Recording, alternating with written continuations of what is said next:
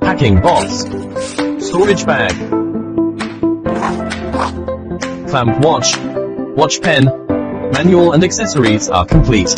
Install the battery. Open the bottom battery compartment cover and load 2 AAA batteries according to the positive and negative instructions. DC current. Switch to the corresponding gear to measure the DC current in the car's operation. AC current. Switch to the corresponding gear and clamp the single-stranded wire with the pliers.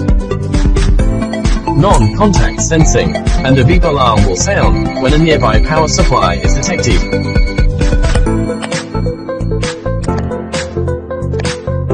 DC voltage. Switch to the corresponding gear, and the stylus can contact the corresponding positive and negative electrodes.